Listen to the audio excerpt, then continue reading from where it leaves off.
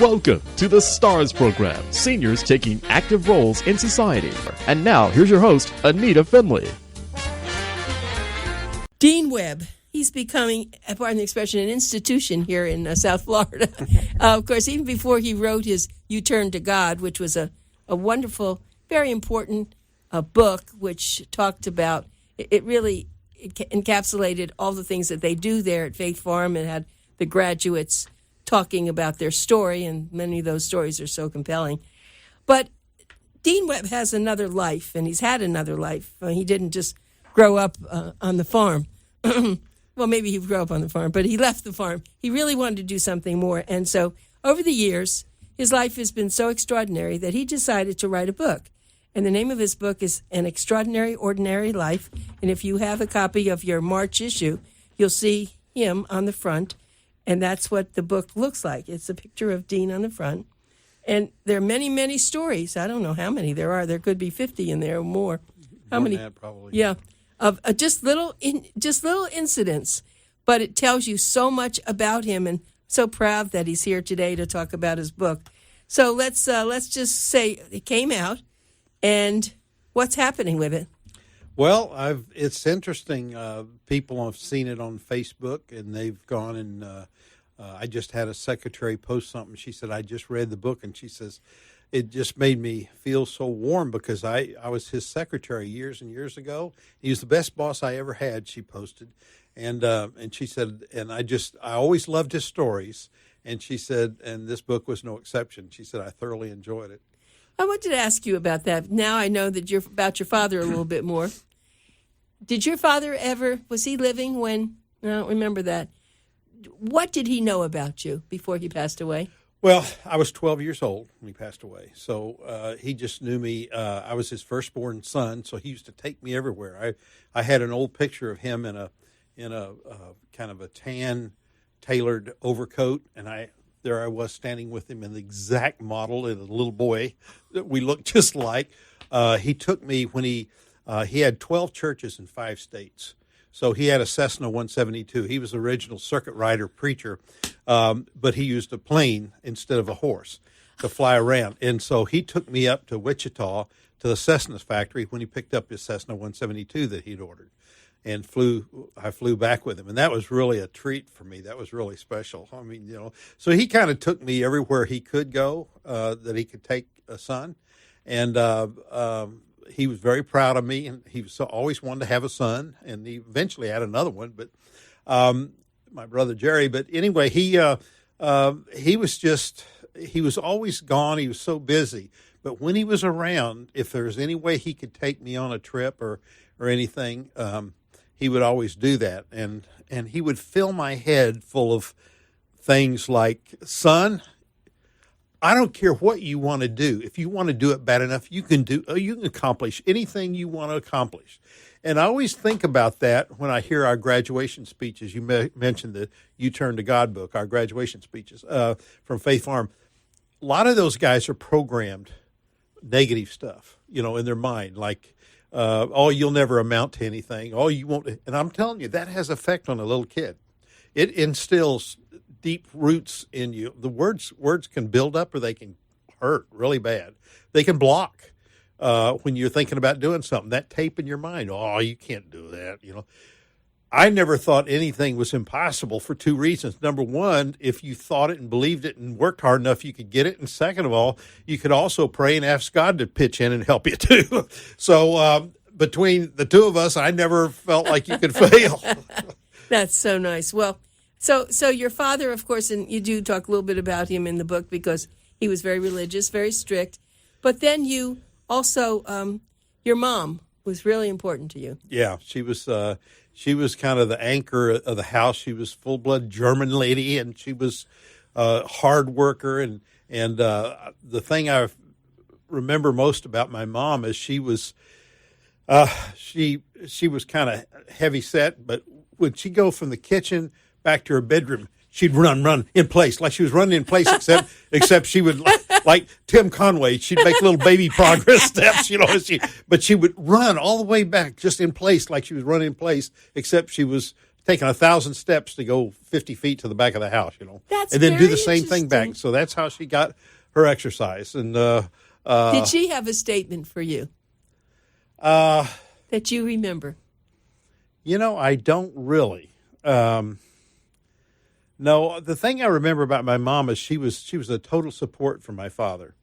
She so believed in all of his accomplishments and what he could accomplish that she was there for him. And he'd call from the church and say, Elise, I've got a very special guest coming in. He's an author. He's going to be a special speaker at our church. Can you fix dinner tonight? And man, she would stop and throw everything, and she'd put on a spread in the dining room for this guy. And so that's why she was his support system, because she said, we don't need 2 stars in the house.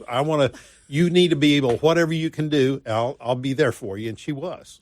Oh, what a nice idea. And I think that, of course, what we enjoyed in your book, a lot of us know you, but you're a very, very sensitive person, and you brought that out. There were no holds barred in your book. Anything, whether your first wife that sadly died from cancer and how hard that was for you, and then of course your new wife Cindy, who filled a different void, and the way you told all this made you so human, because you've been a very powerful person. A lot of people don't really know who you are. They say, "Oh, can I really talk to him?"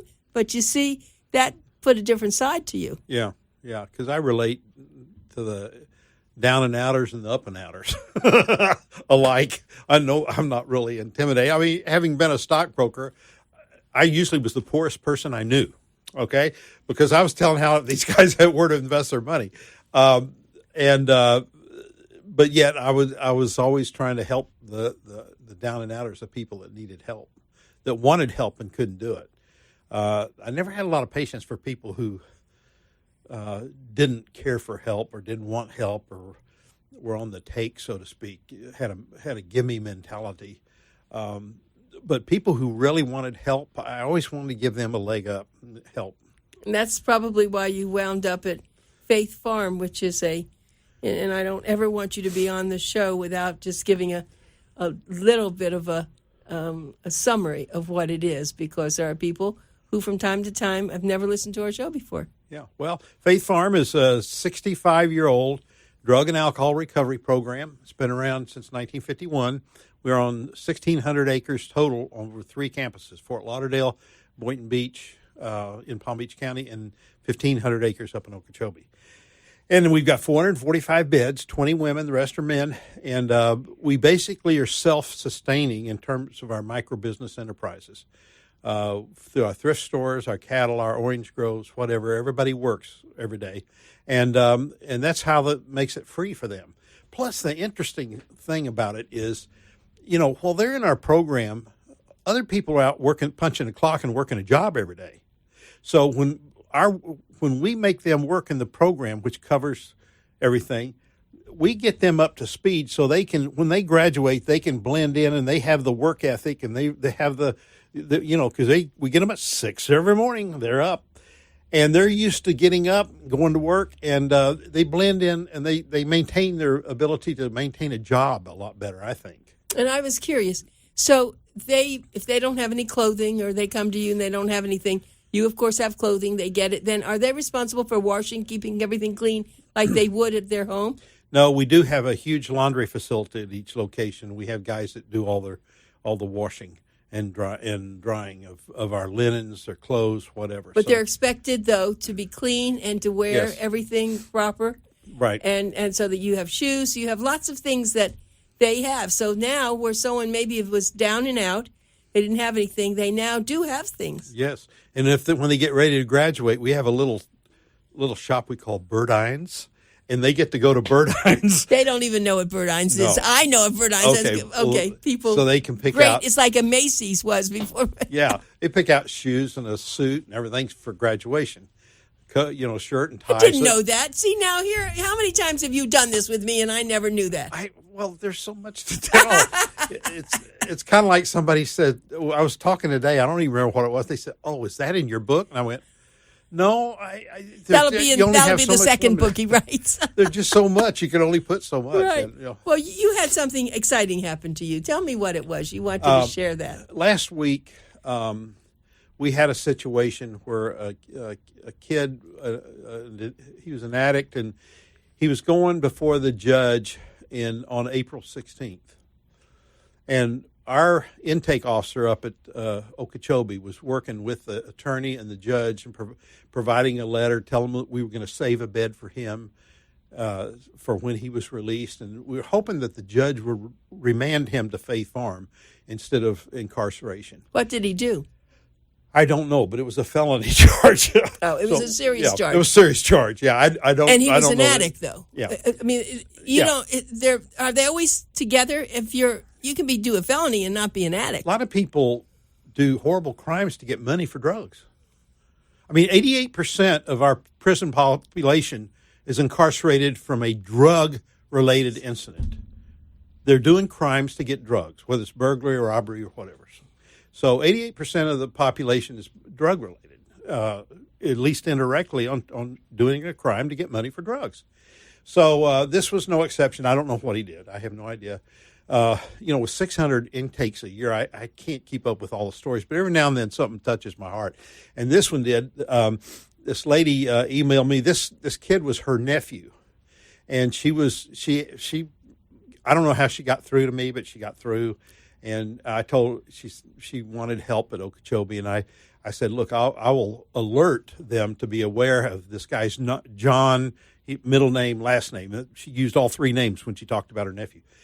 And so I said, I'll alert. So I called the intake counselor, Mark, up there, and I said, Mark, be aware of this John so-and-so and so-and-so needs help. And he said, well, I've already looked, and I think we can do him real good help if the judge will let him come here.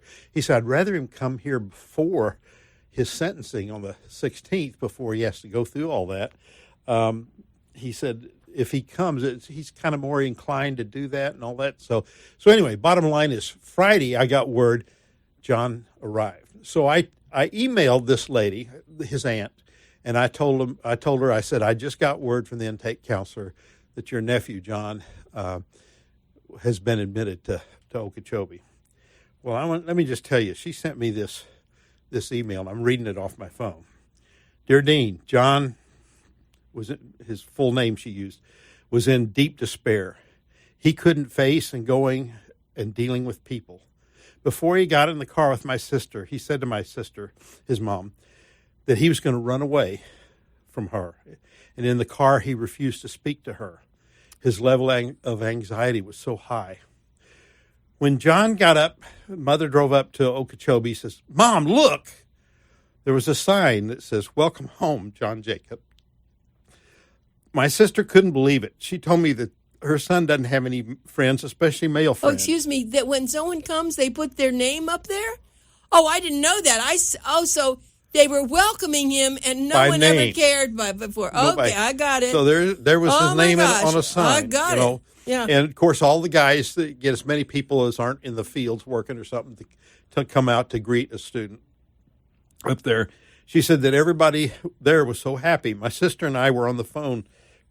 See, I'm crying. I got to take my It's okay. You glasses can off. Cry. It's good. That's what makes you so good. My sister and I were on the phone for an hour just now, basking in the feeling of appreciation for God and Faith Farm. We feel like our lives are changed because we now have hope. Mark Murphy impressed my sister. He's the intake counselor. Whatever it was that he said exactly was what John needed to hear. Somehow the pressure he was feeling just melted away. This is what she told me. Thanks, Dean. I think we're going to be okay. Thank your men for praying and for giving us hope. Oh, that's but you do that. You're saying for everybody. You do that for everyone who comes in at all the farms? No, the Okeechobee's different. Different. All three of our farms have a different personality. If you go online, you can kind of see it. Lauderdale is 13 acres, and it's kind of the high. It's the only building with high-rise dorm, 3-story dorm. It's got it's kind of closed in. It's the only place with high rises, and it's kind of a city type thing. Boynton Beach is 90 acres, and it's spread out. There aren't any 2-story buildings except the little admin building we're in. They're all single level, and it's very very open space. Like a farm. Yeah, you go to Okeechobee, and it's a 1,500-acre farm. We got orange groves and cattle and sod and hay and all that stuff. So up there, it's a lot slower pace. So they are able to do certain things like that that other farms can't. That have a more frenetic pace to it. Okay, so what's going to happen on April 15th? Are you going to go? Who appears with him? I don't know that detail. He may not have to appear. If the judge let him come before the hearing, he may be. I don't know all those details. You can only get involved in so many details when you have oversight of everything. No, but so you're saying that now when he goes for his hearing, if he can show that he is now in being rescued, let's just say, the judge can say, well, we don't need another person in jail if this is what we want. So I think everything's okay because the judge let him out of jail to come. He was incarcerated for a felony. Oh, he was incarcerated. Yeah. Oh, I didn't. So he let him out to come. So there's some deal was cut to let him come there. So his mother was driving him up to be admitted. So April 15th isn't anything now. No, they have to go through the formalities because it's court. Oh, so that's bigger than I thought. Yeah, I thought he was going to come there for a while, then go to. No, he's there. I just told her. I said, Laura, we provide the place, right. We provide the education, we provide the warm arms of love and the acceptance, right. unconditionally, and we provide all of his needs. But his recovery is now up to him. He's got to be motivated to change. We can't reach down inside of them and change them. They've got to embrace all the stuff we talk about for forgiveness of people in the past that have harmed you and all the things that bring healing so you keep your sobriety when you leave. So I said it's always up to him. She said, at least we got hope. Oh, yeah. No, that's a wonderful story. So going back to your book, because I do want to go back to your book. It is so good. Have you been asked to speak anywhere yet? No, not because of the book. Well, That's the book. I'm speaking at a Rotary Club tomorrow, but I'm not because of the book. Oh. Just they wanted a speaker. So. Well, the last person that was here is an author, and he called the Miami Shores, that's where he lives, the Miami Shores Library, and they arranged for him to be a speaker, and they had 40 people who came. Really? And his book is not like this. His book is a kind of it has murder in it, and it has other kinds of things, but it's called Retribution, Justified Retribution. But I was thinking that maybe we need to find a few places that you could go and speak. You'd like that, wouldn't you? Oh, sure. I'd be willing to do that. So we hope that some of you who are listening would be willing to, you ought to really have him. Everyone's looking for programs. And he is a great speaker, as you know, because he's been doing this radio show for many years. But if you want to get in touch, you can go to their website, faithfarm.org, and then you'll see exactly. You have a tab for speakers. Right. Oh, a tab for speakers. Yeah. Fabulous. But I'd like you to speak on this because it's an extraordinary, ordinary life. You also told me something funny, that there's a famous person that has the same name book. Oh, yeah. Sissy Spacek. I wonder what her life was like. I don't know. I haven't read her book. There's actually, I got the name from my daughter, but when I went on to make sure it was listed, I'd never looked at Amazon before. There are probably a dozen books with something similar, like My Extraordinary Life or An Extraordinary, and I didn't know that. I just picked it out there. I see. So what you have to do is to be careful. Well, there are a lot of people with our names, too. I know there are other people with my name. Yeah, there are other Dean Webbs out there. Because I Googled to see if there's anything on me, and it was a professor in Tennessee, and I went, Right. And Bill had some names, his name, too. So you never think about that, I guess, when you're looking people up. But this is a great thing now. And you originally said you were going to write it for your family. Of course, It got to be much bigger. What has your family said about it? Oh, they're so grateful. They're so my sister, who's in her 80s, called me from California after she says, Dean, she said you got everything. All the details are exactly the way they were. She said, I can't believe you remembered those details. She said, because I was 8 years older than you, and I do remember them. So anyway, so she was very grateful that we'd preserved that for the posterity and the family and the history, because my dad was a mover and shaker, I'll tell you. Yeah. He was just Well, it's obvious when you told me that he went for all the churches in his plane. I mean, that was unusual at that time, right? Yeah. He never knew that. But what about your daughters who you're so close to? My daughters, they love it. They're fantastic. I'm very proud of both of my daughters. I jokingly said in an insurance meeting at Faith Farm the other day, they made us introduce ourselves and tell how many kids we had and whatever. And I told them that I had 2 daughters, and I said, they both make more money than I do. I don't know whether to be intimidated or proud about that. No, well, you chose what you're doing, so that's very normal. And now you have grandchildren who some of them are too young yet to read this, but that'll be there for them. Yeah, I have little Sam at 10 years old, one of my grandsons. He can read it. We called him for his birthday, and he says, Grandpa, he says, do you know Crazy Ted really well? Crazy, that's the name of one of the chapters. And he was a wacky Navy guy, did crazy stuff, and I never wanted to fly with him.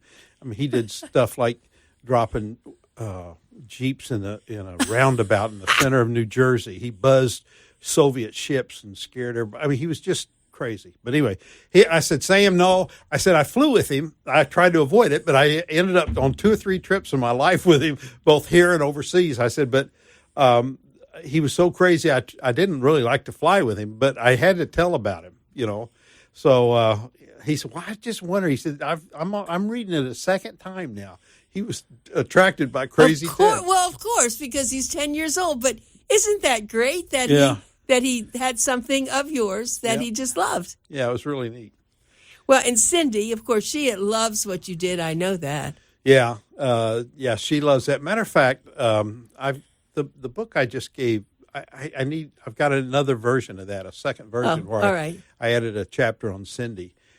And it so touched me because she got, when we had our wedding reception in Chicago, there were a couple of kids that were in her 2nd grade class. Now, how many keeps relationship? I don't even keep in touch with high school or college buddies, but this girl's her 2nd grade. And so she says, she had olive skin, like she was like from Lebanon or something like that, because she had browner skin. And she said, I was the only brown-skinned person in my whole room. And she said, I always felt so intimidated. And she said, Cindy always paid a special attention to me. And she said, she'd always say, don't worry about that. You can be or do anything you want to be or do. Well, the other day she receives a medical book in the mail. And it's this girl. I have goosebumps. She's a psychiatrist, a clinical psychiatrist, and a professor. She's married with 2 kids, and she wrote this book. And on the introduction of the book, she said, "I want to attribute my 2nd grade teacher, Cynthia Miller Webb, for giving me the encouragement to be all I want." Let me tell you something. That is the most beautiful thing I have ever heard. Oh, my gosh. Yeah, it was unbelievable. And and of course, she has a 2nd book. She also dedicated to Cindy and the acknowledgments about people who affected her life. But you see, that's a good story because you do that a lot at Faith Farm. But I'd like everyone to understand that one never knows what you do that affects somebody almost for their whole life and can change it. One word I've learned from this job. One word can throw cold water on your whole life, if that's the tape that plays in your mind. Or one word of encouragement can just make you soar, because that's a tape that plays in your mind when you're attempting something. You think, I'm good enough, I can do it, and so I think everybody just needs to be really aware of the words they say. Words are really powerful, Well, we hear a lot of people, just as Bill, who grew up with just a single parent and who had a lot of things said to him, but his mother was always there. And it's just like I think about my mother, too, and things that she always said to me. Yep. So you are absolutely right. And I try never to say something negative to someone I try to explain something, but in a nice way, because the negative isn't going to get them anywhere. It's just going to make that cut deeper. Yeah. Because they must feel that already. Yeah. Oh, yeah. And it's just the longer I live, the more careful I am, be awareness at least of words and the impact they have, especially on young children. Oh my God. Yeah. They just you can make or break them with your words. You know that's true. And when I brought Chandler into our marriage, I was used to saying very, very good things to him. Bill was more, he critiqued him more. Mm-hmm. And he would say to me, well, instead of just saying that you're a wonderful person, he said, what you should say is that was a wonderful thing you did for a particular thing. And I said, well, okay, but most of the time I just said, that was wonderful that you did that, because it was better. And that's why his children, too, now, those triplets are told that all the time. They can have anything, they do anything, and they're so nice. Yeah. And you're so right, because I see other people, even in the grocery store, they just get after those kids. They're so mean, and I say, I want to go up, but I don't. To say, that's okay. So they just took this little thing. You don't have to, but, it is horrible. And you're so good at this. It's really good. It is. Can I get one plug in? Yeah, go. April 15th is tax day. That's a Saturday. On Saturday night at 6:30 at Boynton Beach at the Pavilion, we're having a fundraiser called Night of Light. And we've got Salvador Dali paintings, original, to auction off. And it's going to be a fun night. April 15th, 6:30 on Boynton. And you go online and purchase tickets. Are you going to be there? Yes. Well, I have to see what my calendar says. If I'm around, I'm going to be there. Okay. Good. You're invited. I want you to sit at my table. Okay. I'm going to do that. Okay. Keep me from buying anything, though, because I'm... No, the object. Okay. That's not the object of the fundraiser. Thank you, Dean Webb, the extraordinary, ordinary life of an extraordinary, ordinary person. Dean Webb. Thank you. Thank you.